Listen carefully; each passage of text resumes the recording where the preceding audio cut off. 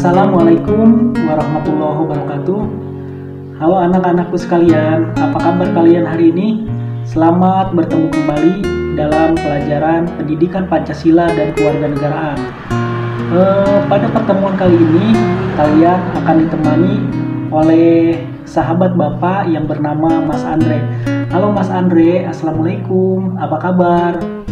Alhamdulillah, sehat dan selalu semangat. Pak Asep, gimana kabarnya? Alhamdulillah, kabar saya juga baik dan mudah-mudahan kita selalu dalam keadaan sehat walafiat. Baik, tanpa menunggu berlama-lama, pembelajaran kalian akan ditemani oleh Mas Andre. Silakan Mas Andre. Assalamualaikum. Perkenalkan semuanya, nama saya Andre. Pada kesempatan kali ini, saya akan menemani teman-teman semua dalam pelajaran PPKN. Tetap semangat ya. Baik, teman-teman semuanya, kompetensi dasar pada pertemuan kali ini yaitu mengkaji sistem dan dinamika demokrasi Pancasila sesuai dengan Undang-Undang Dasar Negara Republik Indonesia tahun 1945. Kemudian, menyajikan hasil kajian tentang sistem dan dinamika demokrasi Pancasila sesuai dengan Undang-Undang Dasar Negara Republik Indonesia tahun 1945. Baik teman-teman, adapun tujuan pembelajaran yang akan kita capai pada pertemuan kali ini yaitu pertama, peserta didik mampu menjelaskan makna dan prinsip demokrasi Pancasila dengan percaya diri dan komunikatif. Berikutnya, mampu menganalisis pentingnya kehidupan demokrasi dalam bermasyarakat, berbangsa, dan bernegara dengan tepat dan teliti.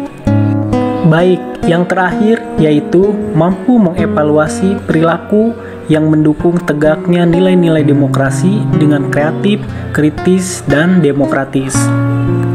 Pada pertemuan kali ini, kita akan membahas materi tentang prinsip-prinsip demokrasi Pancasila. Prinsip demokrasi Pancasila yang pertama yaitu adanya pengakuan terhadap hak asasi manusia. Sebagaimana kita ketahui bahwa hak asasi merupakan hak dasar yang dimiliki oleh setiap orang yang diperoleh sejak lahir, yang merupakan anugerah dari Tuhan Yang Maha Esa, di mana keberadaannya harus dilindungi, dihormati, dan dihargai oleh semua orang, termasuk oleh pemerintah dan negara. Prinsip yang kedua, adanya pembagian kekuasaan. Kita ketahui negara kita menganut sistem pembagian kekuasaan trias politika, yaitu ada lembaga eksekutif sebagai pelaksana undang-undang yang dijalankan oleh presiden beserta para menteri dan jajarannya. Kemudian ada lembaga legislatif yang berfungsi sebagai pembuat dan penyusun undang-undang yang dijalankan oleh Dewan Perwakilan Rakyat, serta adanya lembaga yudikatif atau lembaga kehakiman yang bertugas untuk mengawasi jalannya pelaksanaan undang-undang yang dijalankan oleh Mahkamah Agung dan Mahkamah Konstitusi. Prinsip yang ketiga yaitu adanya pemilihan umum yang luber jurdil. Nah, luber jurdil ini singkatan dari langsung, umum, bebas, rahasia, jujur, dan adil. Hal ini sesuai dengan asas pemilu yang ada di negara kita. Berikutnya, adanya peradilan yang bebas dan tidak memihak.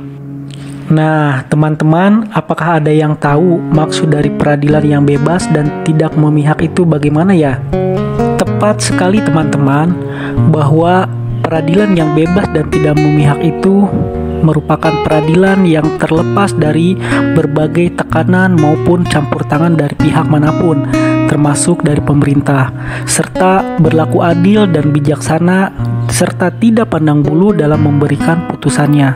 Prinsip demokrasi Pancasila berikutnya yaitu adanya kebebasan pers.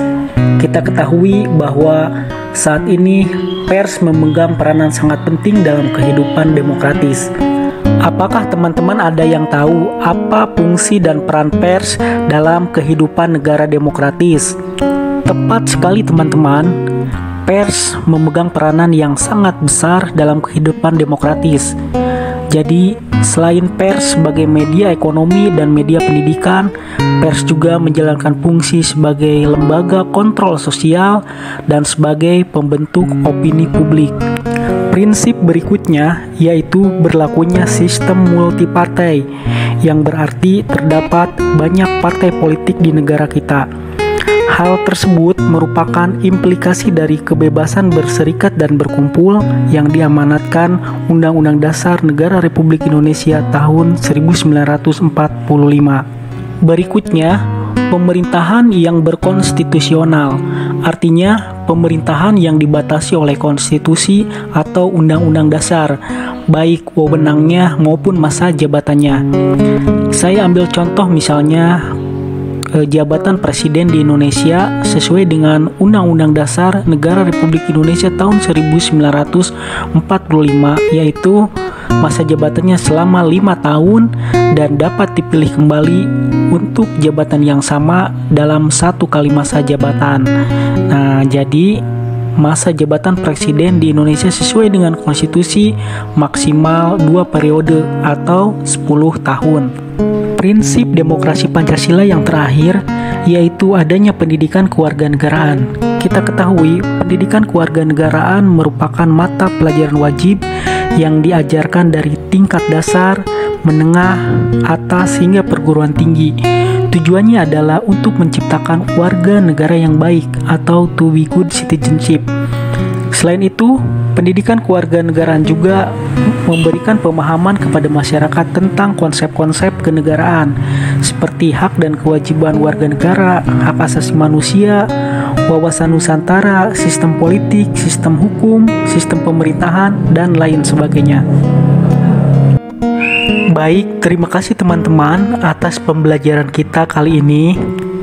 Sampai ketemu lagi di lain kesempatan teman-teman. Terima kasih. Saya kembalikan lagi ke Pak Asep Sunarto. Wassalamualaikum warahmatullahi wabarakatuh.